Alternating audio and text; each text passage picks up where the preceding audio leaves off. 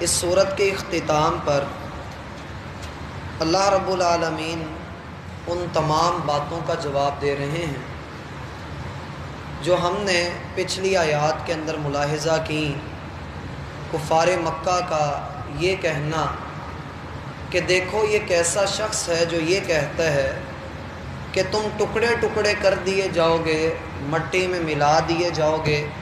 اور پھر تمہیں دوبارہ زندہ کیا جائے گا۔ یہ آدمی اللہ کی طرف جھوٹی باتیں منسوب کر کے تمہیں تمہارے باپ دادا کے راستے سے بہکانا چاہتا ہے۔ یہ اللہ رب العالمین کے لیے اپنی طرف سے کچھ ایسی باتیں بنا کر لایا ہے جسے یہ قرآن کا نام دیتا ہے۔ بھلا خود سوچو کہ جس کے پاس مال زیادہ ہے، اولاد کی بہتات ہے، در حقیقت وہ کامیاب ہے یا جو یتیم ہے، جس کا کوئی پرسان حال نہیں، جس کا کوئی خاندان نہیں، جس کے ساتھی بھی غریب غرباء ہیں؟ تو ایسا بندہ اللہ کے ہاں کیسے اونچے مقام والا ہو سکتا ہے؟ ایسے تمام باتوں کا اور اعتراضات کا جواب بھی اللہ رب العالمین نے دیا ہے۔ جیسا کہ ہم نے ملاحظہ کیا، اللہ رب العالمین نے ان سے یہ بھی کہا کہ باطل جس پر تم اڑے ہوئے ہو اس کی تو کبھی ابتدا ہوئی ہی نہیں، اس کو تو کبھی ہم نے آغاز دیا ہی نہیں۔ اور کل قیامت کے دن جب انسان کی قیامت قائم ہوتی ہے، جب اس کی آنکھیں بند ہوتی ہیں، جب اس کے سانس روک لیے جاتے ہیں، تو فلا فوتا،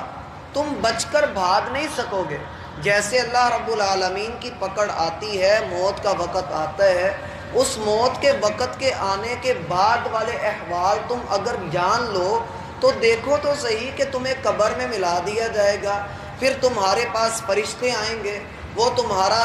حساب کتاب کریں گے، پھر اس کے بعد تمہارے لیے جنت یا جہنم کا جو بھی معاملہ ہوگا، اگر تم کافر ہو تو تمہارے لیے جیسے جہنم کا بستر اور جہنم کا ٹھکانہ، جہنم کی کھڑکی اور عذاب والا فرشتہ تمہارے اوپر مقرر کیا جائے گا، پھر تمہیں قبر سے ایک لمبی مدت کے بعد نکال کر اللہ کے سامنے کھڑا کیا جائے گا، پھر تمہیں وہاں پر ندامت کا سامنا کرنا پڑے گا، پھر تم جن شریکوں کو اللہ کے ساتھ کھڑا کرتے تھے، ٹھہراتے تھے، تم ان کو پکارو گے، وہ تمہارا انکار کر دیں گے، پھر تم فرشتوں کو آوازیں دو گے، وہ تمہارا انکار کر دیں گے، پھر تم کسی کے در پہ جا کے سفارش کا ترلا منت کرو گے، وہ بھی تمہارا انکار کر دیں گے۔ فلا فوتا، تو بچو گے تم کیسے؟ تو بچ کر تم اس دن بھاگ نہیں سکو گے۔ وَلَوْ تَرَىٰ إِذْ فَزِعُوا فَلَا فَوْتَ، اے محمد صلی اللہ علیہ وسلم، جب اتنے سارے معاملات ہو گئے تو پھر تو ان کا گھبرانا بنتا ہے۔ دنیا میں تو بڑی ڈینگیں مارتے ہیں کہ ہم بچ جائیں گے، ہماری اولاد ہمیں بچا لے گی، ہمارا مال ہمیں بچا لے گا، تو وَلَوْ تَرَىٰ إِذْ فَزِعُوا، آپ پریشان نہ ہوئیے، ان کی باتیں سن کر آپ شک میں نہ پڑیے۔ فلا شک مما تدعون، یہ آپ کو جس چیز کی طرف بلا رہے ہیں آپ اس کے بارے میں شک میں نہ پڑیے گا۔ آپ حق والے ہیں، چاہے آپ کی تعداد تھوڑی ہو لیکن آپ حق والے ہیں، اور آپ ان کا گھبرانا کل قیامت والے دن دیکھیں گے کہ جب ان کے اوپر پھٹکار نازل کر دی جائے گی، کوئی ان کے کام نہ آئے گا۔ وَأُخِذُوا مِن مَّكَانٍ قَرِيبٍ، اور بڑی قریبی جگہ سے یہ پکڑ لیے جائیں گے۔ یعنی انسان اس دن ہوگا تو اللہ ہی کی دسترس میں، لیکن جب یہ پکڑا جائے گا تو کسی دور والی جگہ سے نہیں پکڑا جائے گا، اس کو فوراً پکڑ لیا جائے گا۔ یہاں پر وہ حدیث یاد آ رہی ہے جس کے متعلق رسول اللہ صلی اللہ علیہ وسلم نے فرمایا کہ آدمی کی جنت اس کے جوتے کے تسمے سے بھی زیادہ اس کے قریب ہے، اور اس کی جہنم وہ بھی اسی طرح ہی۔ انسان کا جو بھی وقت ہے، اگر وہ اپنے وقت کو اچھا لگا لیتا ہے، وقت کو سنبھال لیتا ہے، اس کے اوپر اللہ رب العالمین کی دی ہوئی عقل کے مطابق اپنا ادراک حاصل کر کے اس کو صحیح طور پہ گزار لیتا ہے، تو پھر تو اس کے لیے مبارک ہے۔ لیکن اگر یہ اپنے وقت کو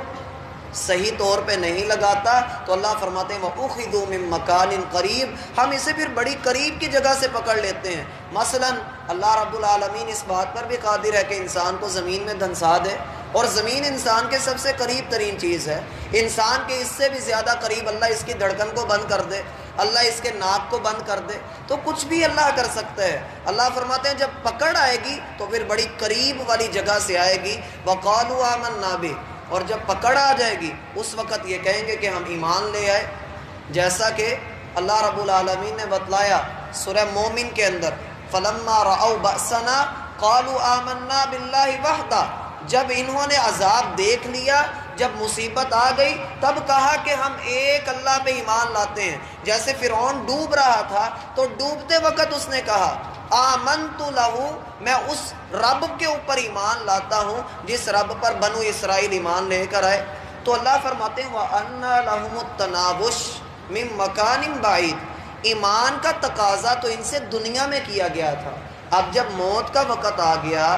اور دوریاں پڑ گئیں، کَلَّا اِذَا بَلَغَتِ التَّرَاقِي وَقِيلَ مَنْ رَاقٍ وَظَنَّ أَنَّهُ الْفِرَاقُ، اب تو یہ دوری کا وقت ہے، فراق کا وقت ہے، ہجر کا وقت ہے، تمہارا دنیا سے تعلق ٹوٹ رہا ہے، تم دنیا سے توڑے جا رہے ہو، جب ٹوٹ رہے ہو اس وقت اللہ پر ایمان لائے ہو، تم تو آخرت میں داخل ہوگے۔ وَأَنَّا لَهُمُ التَّنَاوُشُ، اب ایمان لانے کا، ایمان لا کر اس کا اجر حاصل کرنے کا، اتنی دور سے ایمان لاؤ گے تو کیا فائدہ؟ تنابش کہتے ہیں کسی چیز کو بڑی سہولت کے ساتھ لے لینا، اور بعید کہتے ہیں بہت دور چیز کو۔ اللہ فرماتے ہیں اب تو بہت دور نکل آئے، جب ایمان مانگا تھا تب تو تم سے ذرہ بھر بھی قبول کیا جا رہا تھا، اور جب ایمان نہیں مانگا، جب اب تم انجام کو پہنچ رہے ہو تو اب تمہاری حالت یہ ہے کہ تم زمین بھر کے سونا بھی اللہ رب العالمین کو دینا چاہتے ہو، لیکن وہ بھی تم سے قبول نہیں کیا جائے گا۔ اس لیے کہا وَأَنَّا لَهُمُ التَّنَاوُشُ مِن مَكَانٍ بَعِيدٍ، ان سے یہ کیسے قبول کر لیا جائے؟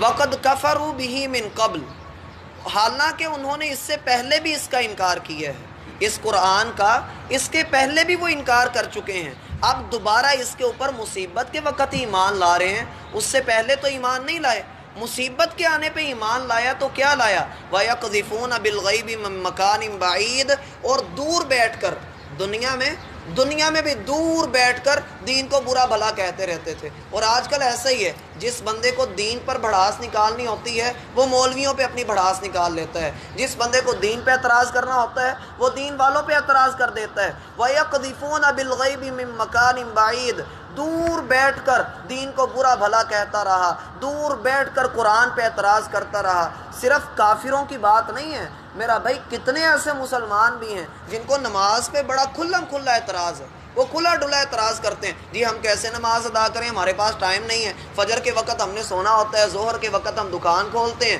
عصر کے وقت گاہکی ہوتی ہے، اور مغرب کے وقت افطار کرنے جانا ہوتا ہے۔ قربان جائیے ایسے روزوں کے اوپر اور ایسی افطاریوں کے اوپر کہ جس نے بندے کو نماز سے ہی روک دیا۔ ایسے روزے کی اور ایسی افطاریوں کی اللہ کے ہاں کوئی وقت نہیں۔ وَيَقْذِفُونَ بِالْغَيْبِ مِن مَكَانٍ بَعِيدٍ، دور